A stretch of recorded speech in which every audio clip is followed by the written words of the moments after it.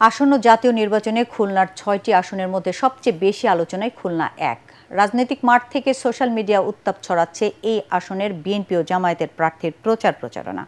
বিএনপির হয়ে লড়ছেন জেলা বিএনপির সভাপতি এজাজ খান, অন্যদিকে জামায়াত ইসলামের হয়ে লড়ছেন ডুমুরিয়া উপজেলার সনাতনী শাখার সভাপতি কৃষ্ণ নন্দী।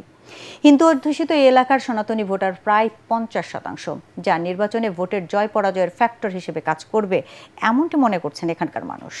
খুলনা ১ আসন নিয়ে দেখুন তরিক ইসলামের রিপোর্ট। ভূমিকম্প সহনীয় মোস্ট ডিউরেবল দেশের প্রথম থার্মেক্স রড সালাম স্টিল। সালাম স্টিল বোঝে ডিউরেবিলিটি। সালাম স্টিল মোস্ট ডিউরেবল স্টিল। এটি খুলনা ১ আসনের বিএনপি ও জামায়াতের প্রার্থীদের আলাপচারিতার একটি দৃশ্য।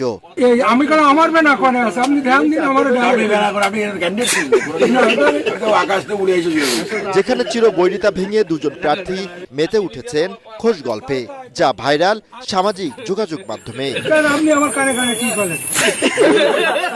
দেশের দক্ষিণ পশ্চিম জেলা খুলনার দাকপ ও বটিয়াঘাটা নিয়ে গঠিত খুলনা ১ আসন। ৩ লাখের বেশি ভোটারের এই আসনটি কৃষি নির্ভর হলেও নদী ভাঙন এ জনপদের বড় সমস্যা।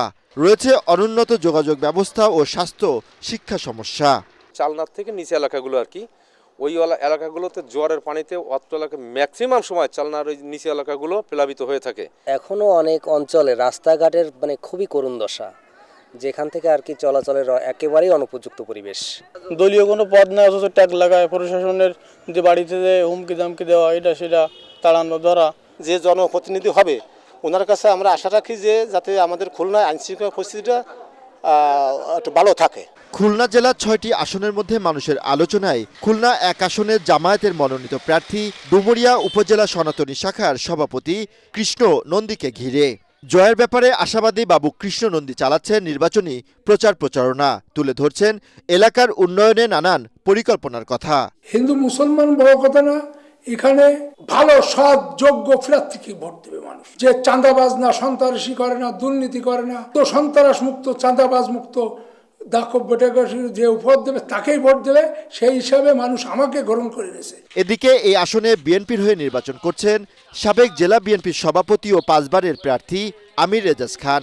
নির্বাচিত হলে মাদক সন্ত্রাসমুক্ত সমাজ গড়ে তোলা ও নদী ভাঙন রোধে স্থায়ী পরিকল্পনার কথা জানান তিনি। আমাদের এই অঞ্চলটা নদী ভাঙন কবলিত অঞ্চল। এই নদী ভাঙন কবলিত অঞ্চলে মানুষদেরকে রক্ষা করতে গেলে, মানুষের জমি রক্ষা করতে গেলে সর্বপ্রথম কাজটাই হবে এই অঞ্চলে স্থায়ী টেকসই বাঁধ নির্মাণ করা। আল্লাহর রহমতে নির্বাচিত হলে কোনো ছেলেমেয়েরা মাদকে আসক্ত হতে না পারে এবং মাদকের দিকে ঝুঁকে না পড়ে, তার জন্য যথাযথ ব্যবস্থা ইনশাল্লাহ আমি করব। এই আসনে হাড্ডাহাড্ডি লড়াইয়ের কথা বলছেন ভোটাররা। তরিক ইসলাম, এটিএন বাংলা, ঢাকা।